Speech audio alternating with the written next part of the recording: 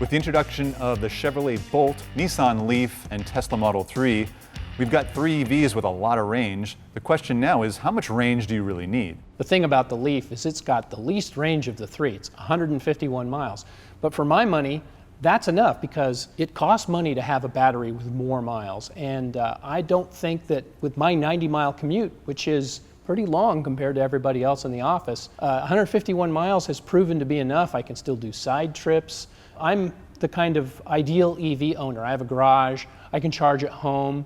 It's full every morning. So it's not a question of how many miles do you drive in a week, which is the typical gasoline vehicle thinking that I think is leading people to wanting 300 miles of range in an EV. It's like, no, it's how many miles do you drive in a day? And for most people, that's like 40. So 151 miles in a Leaf, it's enough. Even the Bolt's 238 miles of range is totally sufficient for an apartment or condo dweller that doesn't have daily access to charging, but they live in a city and they can opportunity charge frequently enough to keep that battery going for the whole week. But that's just it. With these EVs, you kind of have to own a house if you're going to be charging these things every night. The Model 3 has enough range where that's not necessarily a requirement. So it could be a car that's suited for an apartment dweller. And plus, the supercharger network gives you long-distance driving capability. Having said that, both the Nissan and the Chevrolet also have their own fast chargers, the CHAdeMO for the Nissan and an SAE combo plug for the Bolt. But those networks aren't really that well developed. It's kind of balkanized. You can't really go anywhere. It's just great for local fast charging, but not much else. Yeah, and that's why I think the Model 3 can suit someone as their only car. With the range, you also get a really practical package. There's more cargo space in that than probably either of the other two. Yeah, if I had this car or that one, and I wanted to go cross country, I would probably leave it in the garage at home and take my second car. You'd have to be really dedicated, I think, for electric vehicles to keep one of these things as your primary car. Yeah, I agree with that too. I mean, as practical as the Model 3 is, it's still got some fundamental limitations of charge time that you can't get around. I mean, even a supercharger network isn't ideal. It's great that it's widespread and they're pretty fast, but we've encountered situations with the supercharger network where you're waiting to get on a charger because there's other people already there. That's become a real problem as more and more Teslas are getting on the road. Right, and the network's really big and it's developed across the country, but it's along major interstates. And so if you want to kind of go off the grid, you really can't. An internal combustion engine or an SUV, you can go kind of anywhere you want, and because gas stations are everywhere. We are talking about a very low use case scenario. I think we have to remind ourselves that these cars, for the most part, they're just going to be used in town on the daily commute. And I think for that, they're all pretty dang good. Almost everybody I know could have at least one EV in their garage. They have another car for longer trips. That's perfect. So is there a substantive answer on just how much range an EV should have? I get back to 151 miles. I mean, I don't know if that's the right number, but it certainly seems to be enough. And I think that because it has that DC fast charger, I can do quick top-ups if I need to. That works. I mean, I don't think I need to spend another $10,000 to get another 75 miles of range or another $20,000 to get another, I don't know, can't do the math real fast, 150 miles of range. But I mean, that's what it amounts to, dollars and range. Another factor with range that we haven't really talked about a whole lot is the rated range of the vehicle versus what we can get in the real world.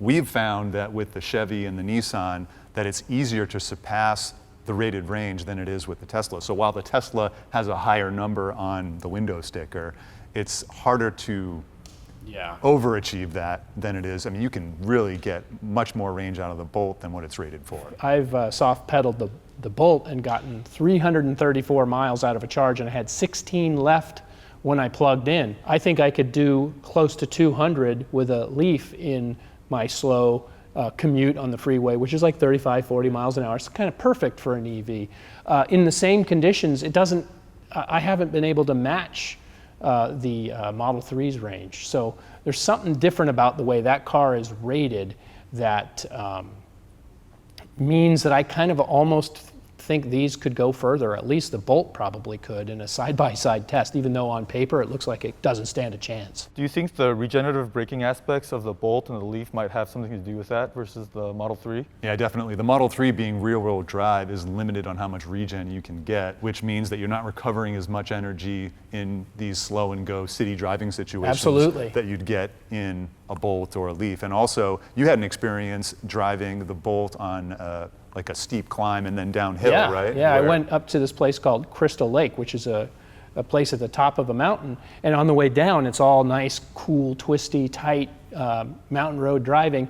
And I actually had a better time in the Bolt than I did in the Model 3, primarily because of the regen. It's front wheel drive, all the regen's on the front axle where you want your braking, and it was really easy to control. In the Model 3, you know, the regen's on the rear, but you want your braking on the front, so I was using the brake pedal more. It was just not as fun or engaging, because lift throttle regen, it turns out, isn't just about efficiency, it's also pretty cool and it's a lot of fun. And so these front drivers here actually have an advantage. And now when they get to an all-wheel drive Model 3, then that might change, because now they'll be able to regen on the front axle. It's more about that for me with the all-wheel drive Model 3 than acceleration. I'm looking forward to the Leaf's bigger battery. The current one comes with a 40 kilowatt battery. Rumor mills say that a 60 kilowatt battery will come soon, which should get it close to the Bolt's range.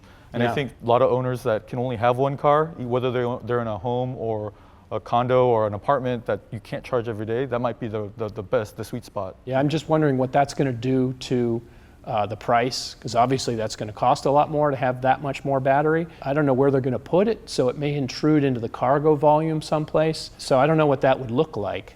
So I'm on a wait and see mode for that. If you own a house and you have frequent charging opportunities, 150 miles of the Leaf is plenty. Seems like it for me. I think the only place where that might be different is if you live someplace where it's cold, like in the northern United States. And I think that's where the 238 miles of the Bolt really comes into its own, because you know EVs aren't as efficient when they're driven in cold weather. It's the charging, but it's also running the heater all the time. It's an electric heater, so it's using your battery just to keep the temperature right. That may change it. I mean, we don't live where it's cold. It's 75 degrees here pretty much every day. That doesn't enter into it. But if I lived in Michigan, maybe the Leaf would not have enough range for me. Yeah, with the cold weather, you know, maybe having 150 miles just isn't Might feel a enough. little bit more like you might start using the words range anxiety again.